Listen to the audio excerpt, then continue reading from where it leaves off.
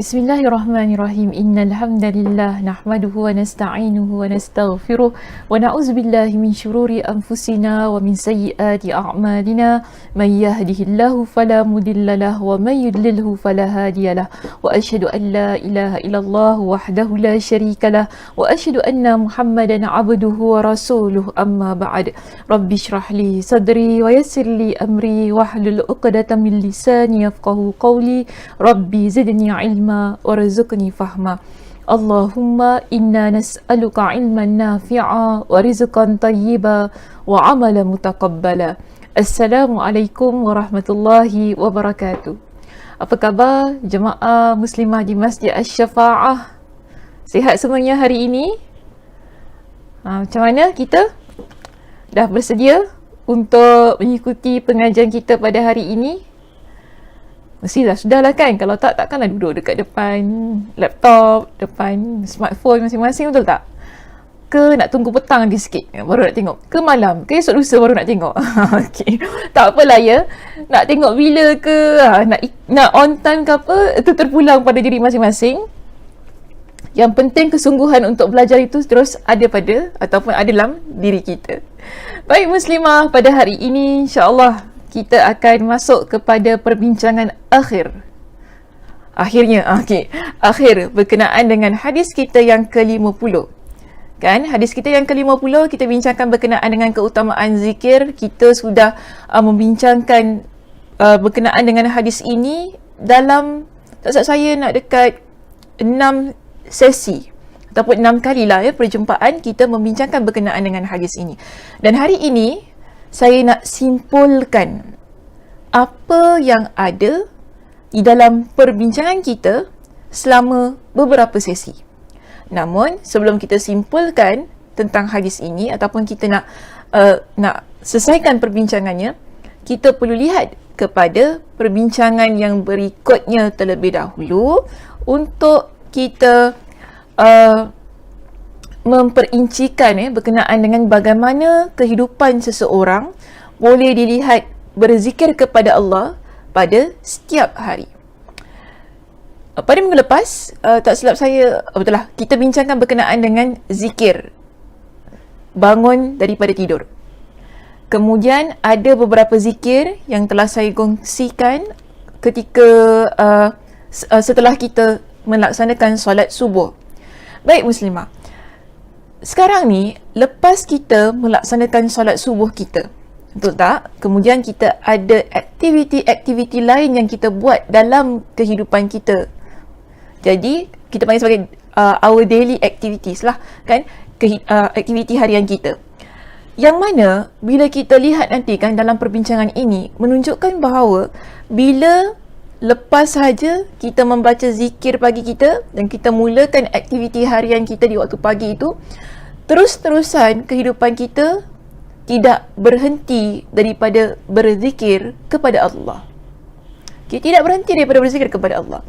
Bahagian ini ataupun perbincangan ini kita akan mulakan daripada muka surat 443. Okey, sila lihat halaman 443 yang mana seorang Muslim akan membincangkan berkenaan dengan seorang Muslim berzikir kepada Allah siang dan malam. Tetapi bagaimana? Bagaimana keadaannya? Baik, pada muka surat kita 443 ini ya muslimah, cuba cari perenggan yang ke 1, 2, 3, 4. Kita akan masuk pada perenggan yang keempat yang bermula dengan perkataan yang pertama. Yang pertama sekali. Okay, yang pertama sekali dilakukan seseorang di waktu malam dan siang hari dari kemaslahatan agama dan dunianya, yang umum darinya adalah dimulai dengan berzikir, mengingat dan menyebut Allah padanya. Setiap hari bila kita nak buat apa jua pekerjaan dalam kehidupan kita, ada zikirnya, ada doa yang kita baca. Betul tak? Ada doa yang kita baca. Jadi, kalau kita lihat ya kepada slide kita di tepi itu, disyariatkan menyebut nama Allah dan memanjatkan pujian kepada Allah Subhanahu wa taala dalam keadaan berikut. Dalam kehidupan kita, ada beberapa keadaan yang mana bila kita lihat nanti, kita dapati kehidupan kita tidak terpisah, tidak pernah terpisah daripada zikir kepada Allah. Contohnya, kita lihat begini. Ketika kita makan dan minum. Sebab itu bila kita lihat kepada perenggan yang berikutnya di bawah itu, dikatakan kepada kita begini, maka disyariatkan baginya untuk menyebut nama Allah dan memanjatkan puji baginya ketika makan dan minum. Mengenakan pakaian, menggauli isteri, iaitu ketika kita bersama dengan pasangan, masuk rumahnya, juga ketika keluar darinya, serta ketika naik kenderaan, masuk tandas dan juga ketika keluar darinya, dan juga membaca bismillah ketika menyembelih haiwan dan sebagainya. Dan apa yang Ustazah letakkan di sini hanya sedikit sajalah makan dan minum, mengenakan pakaian, keluar dan masuk rumah, kan? Naik kenderaan, masuk dan keluar tandas. Bukankah kita sering baca doa untuk melakukan semua aktiviti itu? Betul tak? Bila kita nak makan, kita baca apa? Okey, di sini Ustazah sertakan. Doa, kata Ustazah, doa sebelum makan ni kita semua tahulah Ustazah, kan? Ish, jangan cakap. Ada orang dia tak tahu juga. Sebab tu kita kena revise balik, ulang kaji semula. Kalau kita tahu pun, kita tahu sebelum makan nak baca bismillah tu muslimah, hadisnya dapat daripada mana? Okey, hadisnya dapat daripada mana? Adakah kita cuma tahu sebab mak ayah kita ajar kita, cikgu kita ajar kita? Ataupun sebab kita memang tahu makan mesti baca bismillah lah? Tak. Dia ada hadisnya. Sebab tu penting kita belajar, kita tahu. Kita buat sesuatu, apa dalilnya? Okey, apa dalilnya? Baik, di sini muslimah, ada satu ungkapan ataupun ada sabda Nabi SAW yang diriwayatkan oleh Abu Daud dengan status hadis yang sahih. Dikatakan Nabi SAW bersabda, "Idza akala ahadukum falyadhkur ismallahi ta'ala, fa idza nasiya ay yadhkura ismallahi fi awwalihi falyaqul bismillahi awwalahu wa akhirahu." Apa kata Nabi dalam hadis ini muslimah? Apabila salah seorang di antara kalian hendak makan, ucapkanlah nama Allah Ta'ala. Jadi Nabi perintahkan kepada kita, bila kita ni nak makan, Nabi suruh kita apa? Ucapkan nama Allah. Ucapkan nama Allah itu apa? Maknanya kita baca bismillah. Okey, kita baca bismillah. Jadi itu kita panggil sebagai ucapkan nama Allah. Kemudian Nabi ajarkan kepada kita, dan jika lupa untuk mengucapkan bismillah di awal makan itu tadi, fa idza nasiya ay yadhkura ismallah, jika sekiranya lupa mengucapkan ataupun menyebut nama Allah pada awal kita makan, dan tengah-tengah makan tu baru teringat, lupa baca bismillah tadi, falyaqul. Jadi Nabi ajar kepada kita dengan satu bacaan. Apa dia muslimah? Baca bismillahi awwalahu wa akhirahu, dengan menyebut nama Allah di awal dan akhirnya. Ya, so begitu yang diajarkan oleh Nabi SAW kepada kita. Jadi hadisnya riwayat Imam Abu Daud dengan sanad yang sahih. Selepas makan mestilah baca Alhamdulillah Ustazah. Takkanlah tak tahu betul, takkanlah tak tahu kita ni kan. Tapi hadisnya apa? Okey, hadisnya apa? Di sini Ustazah letakkan hadisnya supaya kita tahu. Kita lepas makan baca Alhamdulillah itu tadi kan, dapat hadisnya riwayat daripada mana? Maka di sini hadis riwayat Imam At-Tirmizi dengan sanad yang hasan, yang mana Nabi SAW bersabda, "Man akala ta'aman", siapa selesai makan, wa qala, dan dia berdoa, "Alhamdulillahilladzi at'amani hadha wa razaqanihi min ghairi haulin minni wala quwwah." Biasa baca doa ini setelah makan ke baca Alhamdulillah sahaja? Baca Alhamdulillah saja Ustazah, lepas tu kenyang sendawa, Alhamdulillah dah Ustazah. Okey, baik. Jadi hari ini ada penambahan di belakang itu saya letakkan. Bukan saya letakkan, Nabi SAW ajarkan kepada kita. Mungkin ada antara kita yang dah biasa baca, tapi ada yang memang tak pernah tahu. Seumur hidup inilah Ustazah baru saya tahu. Okey, Alhamdulillah kalau baru tahu. Okey, di sini kita dapati Nabi ajarkan kepada kita dengan satu doa. yang mana kita baca setelah kita selesai makan. Dalam doa ini, ia merupakan zikir dan puji kita kepada Allah. Alhamdulillahilladzi at'amani hadha wa razaqanihi min ghairi haulin minni wala quwwah. Bahasa yang warna biru ya muslimah. Okey, terjemahannya juga warna biru saya letakkan supaya tidak confuse. Takut nanti kan bila dia confuse, dia baca yang bahasa Arab semua dia baca. Padahal tak semua itu. Bukan semua itu doanya. Yang warna biru sahaja. Okey. Alhamdulillahilladzi at'amani hadha wa razaqanihi min ghairi haulin minni wala quwwah. Maknanya apa? Segala puji bagi Allah yang telah memberi makanan ini kepadaku dan yang telah memberi rezeki kepadaku tanpa daya dan kekuatanku. Apa kata Nabi? Mereka yang membaca doa ini setelah dia makan, ghufira lahu ma taqaddama min dhanbi, akan diampuni dosanya yang telah lalu. Insya-Allah tabarakallah muslimah. Hanya kita membaca doa setelah kita makan tu kan tadi, Allah ampunkan dosa kita. Masya Allah tabarakallah, rahmat dan kasih sayang Allah terhadap hamba-Nya begitu luas sekali. Benda yang simple, perkara yang begitu mudah sangat, tapi bila kita buat, Allah berikan dengan satu ganjaran, iaitu Allah ampunkan dosa kita yang telah lalu. Lepas makan kita baca doa ini, Allah ampunkan dosa kita yang telah lalu. Kita nak ke tidak? Of course kita nak. Kita nak kejarkan itu muslimah dalam hidup kita.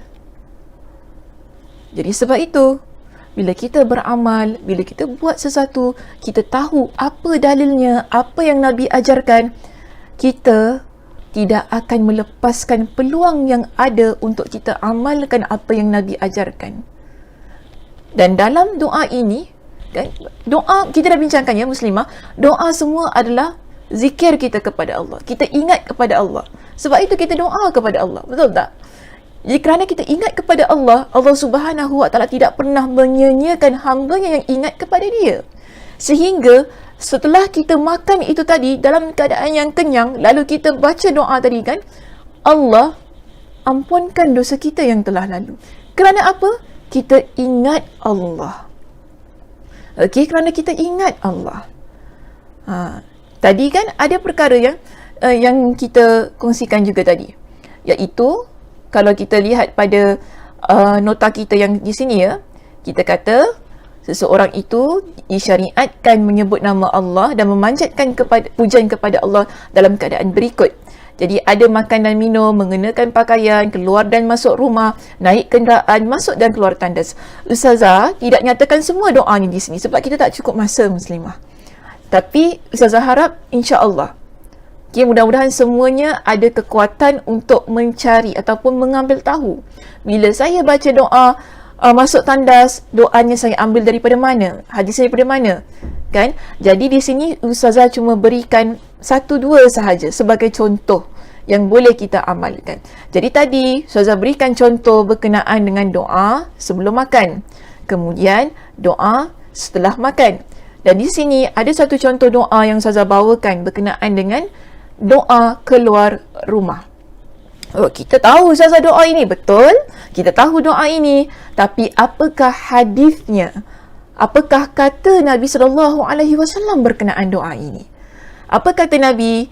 Idza kharaja ar-rajulu min baitihi faqal. Jika seseorang keluar dari rumahnya dan mengucapkan Bismillahi tawakkaltu ala Allah, la hawla wa la quwwata illa billah. Maksudnya apa muslimah? Dengan nama Allah aku bertawakal kepada Allah.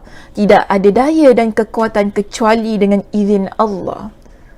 Qala yuqalu hina idzin hudita wa kufita wa wuqita fatanahha lahu syayatin. Maka dikatakan ketika itu engkau akan diberi petunjuk, dicukupkan dan dijaga. Syaitan pun akan menjauh darinya. Kita keluar rumah, kita baca doa tadi ya muslimah, kita baca doa tadi tu kan, yang Nabi ajarkan ini, doa ini kita baca. apa tadi? Bismillahi tawakkaltu 'ala Allah wa la haula wa la quwwata illa billah.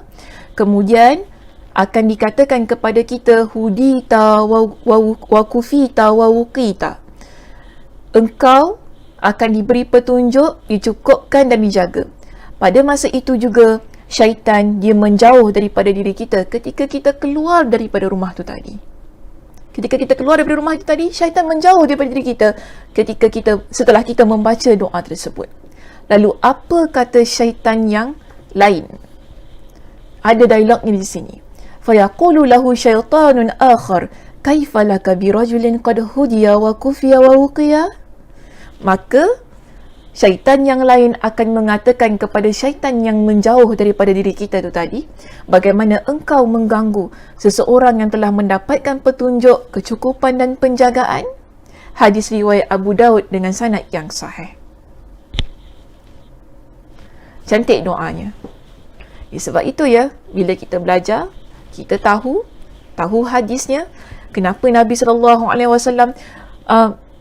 mengajarkan kita dengan doa ini, agar diri kita terjaga daripada syaitan.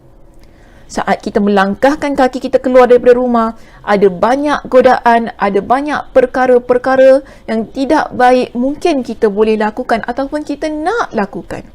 Namun, bila kita baca doa ini, insya-Allah terjagalah diri kita, dicukupkan kita, diberikan kepada kita dengan petunjuk yang baik-baik. Moga kalau kita ada keinginan untuk buat ataupun melakukan perkara yang tidak baik, kita terjaga daripada perkara-perkara tersebut. InsyaAllah. Okey, baik muslimah. Seterusnya ya, kalau kita lihat pada kitab kita di sini, kita masuk semula pada muka surat 443. Pada perenggan yang berikutnya dikatakan begini muslimah, disyariatkan pula memanjatkan puja dan puji kepada Allah Ta'ala ketika bersin, ketika melihat ada orang yang terkena bencana dalam agama dan dunia, ketika bertemu dengan saudara, saling bertanya satu sama lain tentang keadaan masing-masing, dan ketika terbarukannya nikmat-nikmat yang disukai serta hilangnya apa-apa yang tidak disukai dari bencana. Atau dengan kata lain, kita berdoa ketika bersin, ketika melihat orang ditimpa musibah dan perkara-perkara yang telah disebutkan tadi. Semua ini adalah zikir kita kepada Allah yang membuktikan kita ingat kepada Allah.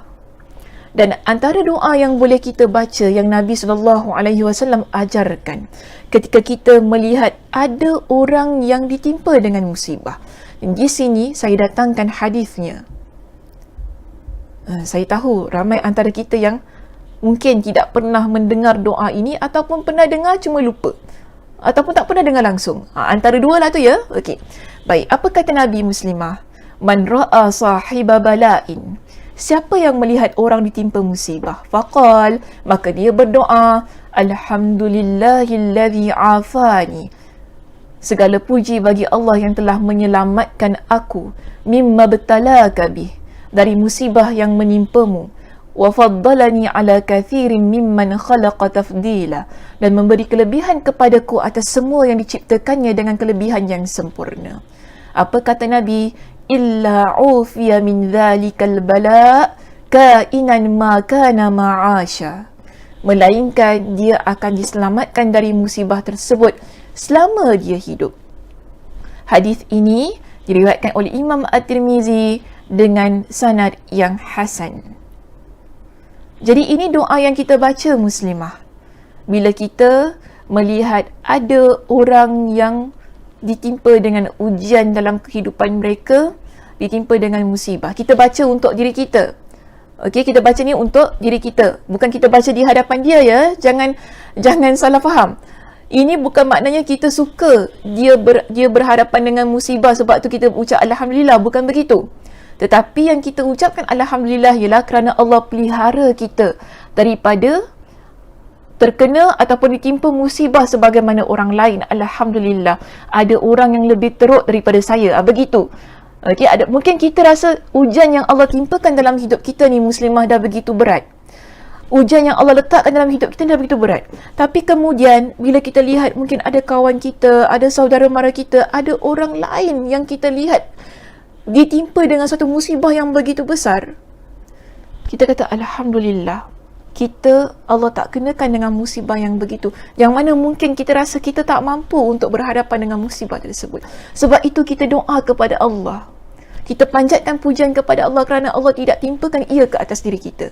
Bukan sebab kita happy kawan kita kena musibah, bukan gitu. So jangan salah faham berkenaan dengan doa ini. Bila kita lihat orang dikena dengan musibah, kita ucap Alhamdulillah, ia adalah untuk diri kita. Okey, walaupun tadi kan doanya ada apa berkenaan dengan mimma btalaka bi, yang dari musibah yang menimpamu.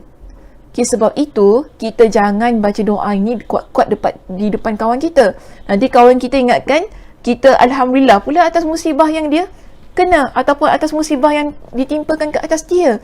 Jadi ada di kalangan perawi hadis, ketika mereka meriwayatkan hadis ini, disebutkan bahawasanya doa ini dibaca perlahan dan di dalam hati kita.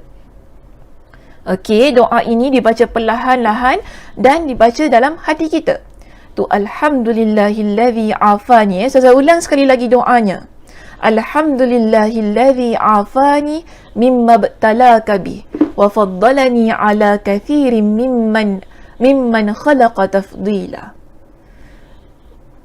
Nabi kata apa? Siapa yang baca doa ini, melainkan dia akan diselamatkan dari musibah tersebut selama dia hidup. InsyaAllah muslimah. Okey? InsyaAllah. Kita doa, kita baca dan kita yakin. Baik, seterusnya ya, kita lihat di sini. Kita memuji Allah dalam semua keadaan. Suka dan duka, susah dan senang. Susah dan senang.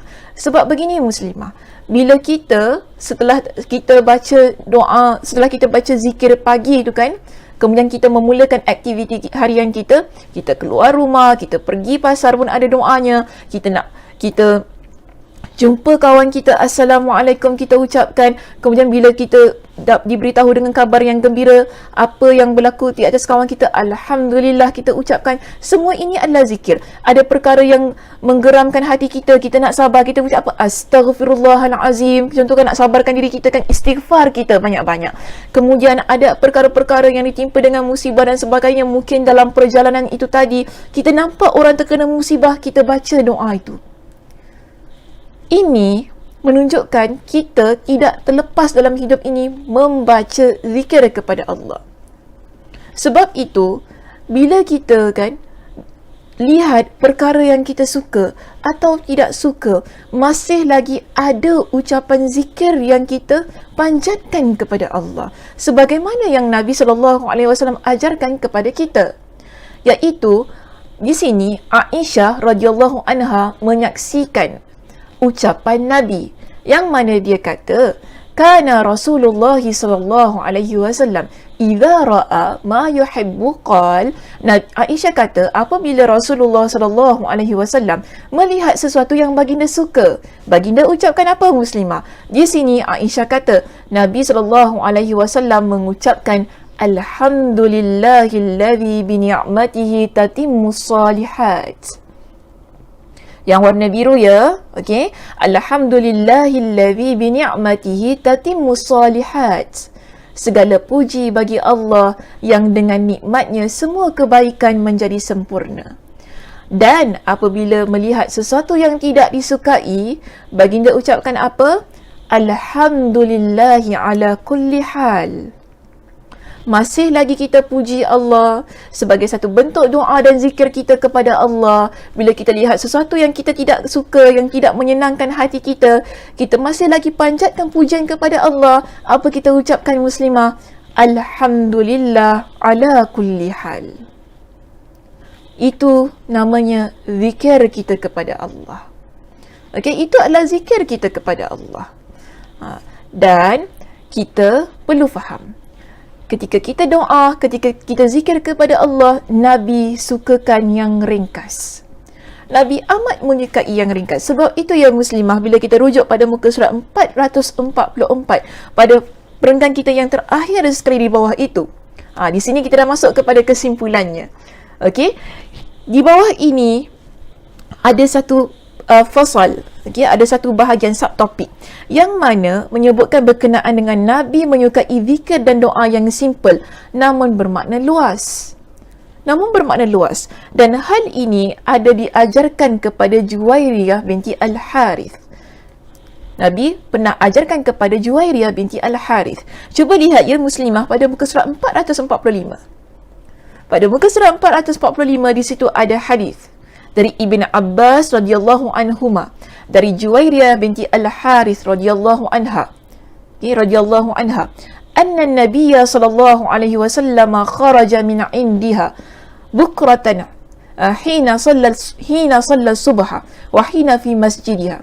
Bahawasanya Nabi SAW pernah keluar dari sisinya di satu pagi. Maknanya setelah itu Nabi keluar, mula Nabi nampak dia, kemudian Nabi keluar pada pagi hari ketika hendak solat subuh, sedangkan dia di tempat solatnya.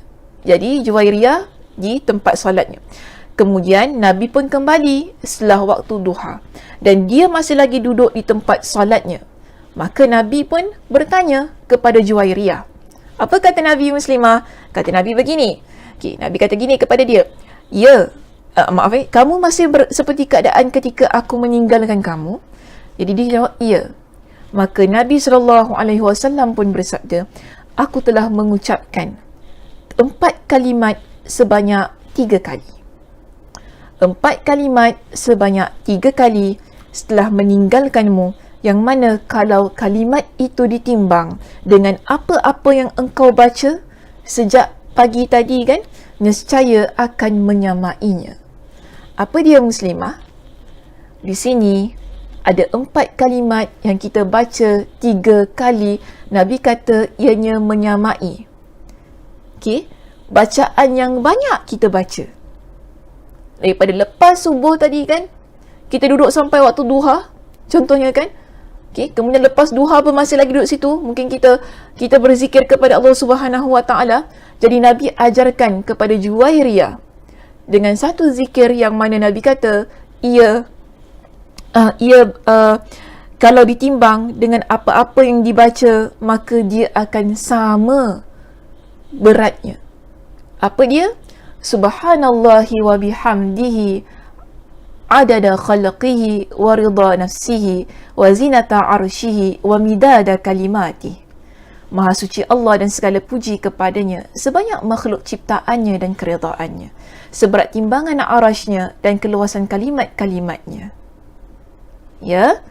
Subhanallahi wa bihamdihi adada khalqihi wa ridha nafsihi wa zinata arshihi wa midada kalimati. Doa ini muslimah ada dalam kitab kita, yang mana ianya menjadi pengakhiran kepada perbincangan dalam kitab ini. Bila kita muslimah dalam hidup kita ini, kita buat apa jua perkara dan kita mulai ia dengan doa, itu bermakna kita zikir kepada Allah. Agama kita, Masya Allah Tabarakallah, mengajarkan kepada kita setiap apa yang kita buat ada je doa yang Nabi ajarkan. Betul tak? Kalau kita lihat kepada contoh-contoh yang telah Ustazah tampilkan, ada doa yang Nabi ajarkan. Sejak kita nak tidur, kita bangun tidur, lepas tu kita zikir kepada Allah, kita nak keluar rumah kan, kita siap-siap kan, ada doa, kita pakai baju dan sebagainya. Cuma kita tidak lampirkan di sini. Namun yang pastinya, bila kita dalam keadaan yang sentiasa berdoa kepada Allah, ketika kita nak memulakan sesuatu pekerjaan kita, itu bermakna kita usahakan diri kita untuk jadi hamba Allah yang lidahnya sentiasa basah dengan zikrullah. Dan itulah kita seharusnya sebagai seorang hamba 24 hours dalam hidup kita ini. Bila kita, sejak kita bangun tidur sampailah kita nak tidur tu nanti kan muslimah, lidah kita sentiasa zikir kepada Allah. Cantik hidup kita jika begitu keadaannya. Dan bagi saya, penutup bagi kitab ini juga cantik. Kan? Penutup bagi kitab ini juga cantik. Ditutup dengan satu tajuk berkenaan dengan keutamaan zikir, yang akhirnya dengan keutamaan zikir itu ianya menceritakan betapa kita sebagai hamba Allah, sebagai umat Nabi SAW, kehidupan kita amat memerlukan Allah Subhanahu Wa Taala. Okey? Kehidupan kita ini amat memerlukan Allah Subhanahu Wa Taala. Setiap hari, setiap ketika, lidah kita, ucapan kita, kita doa kepada Allah Subhanahu Wa Taala, kita minta kepada Allah Subhanahu Wa Taala, menunjukkan bahawa hidup kita ini tidak boleh dipisahkan daripada mengingati Allah. Kita dalam hidup ini tak boleh kita nak tinggalkan Allah. Tidak boleh, muslimah. Kita amat perlukan Allah. Maka kitab ini mengajarkan kepada kita di akhirnya, daripada hadis yang pertama hinggalah hadis yang ke-50 kita baca ni, muslimah. Masya Allah, bagi saya, dah berapa tahun dah kita bincang kitab ni? Lama sangat-sangat. Nak dekat 6 tahun ada? 7 tahun ada? Okey, mungkin 6-7 tahun ataupun mungkin 6 tahun lah. Kita ambil 6 tahun. Lama sangat kita bincangkan tentang hadis-hadis dalam kitab ini. Dan kemudian ditutup dengan satu perbincangan yang begitu Masya Allah bagi saya. Membuktikan bahawasanya setiap hadis yang Nabi ajarkan kepada kita, yang dah kita bentangkan syarahnya, yang kita baca, kita hayati, dan kalau kita hafal, ia adalah sesuatu yang baik untuk hidup kita. Zikir kepada Allah, ia adalah sesuatu yang tidak boleh kita tinggalkan. Ia termasuk doa harian kita sehari-hari. Jika kita tinggalkan, kita akan jadi hamba Allah yang rugi. Kerana apa? Nyawa kita, setiap daripada nafas kita ini adalah milik Allah. Sebab itu, puji dan puja kita hanya perlu kita panjatkan kepada Allah. Itulah yang ditampilkan dalam kitab ini sebenarnya daripada hadis yang pertama hinggalah kepada hadis yang ke-50. Okey, muslimah, tahniah saya ucapkan kepada semua yang mengikuti pengajian saya daripada hari pertama hinggalah kepada kita dah menghatamkan kitab ini. Masya Allah, tabarakallah. Terima kasih. Terima kasih saya ucapkan di atas perjuangan, di atas konsisten yang ada pada diri masing-masing untuk setiap masa mengikuti pengajian kuliah duha saya di Masjid Asy-Syafa'ah. InsyaAllah, mudah-mudahan doakan kita akan sambung juga kuliah ini tetapi dengan kitab yang baru. Cuma mungkinlah kitabnya perlu lagi dikonfirmkan ada ke tidak. Okey, mudah-mudahan Allah Subhanahu Wa Taala memberikan kepada kita dengan kekuatan untuk terus-terusan menjadi muslimah yang salihah dan juga bukan sahaja mempelajari hadis Nabi sallallahu alaihi wasallam tetapi kita hayati, kita hafal dan kita amalkan dalam kehidupan kita hinggalah nak ke nafas kita yang terakhir. Hingga di sini sahaja muslimah. Saya tutup dengan tasbih kafarah. Subhanakallahumma wa bihamdika asyhadu an la ilaha illa anta astaghfiruka wa atubu ilaik. Assalamualaikum warahmatullahi wabarakatuh.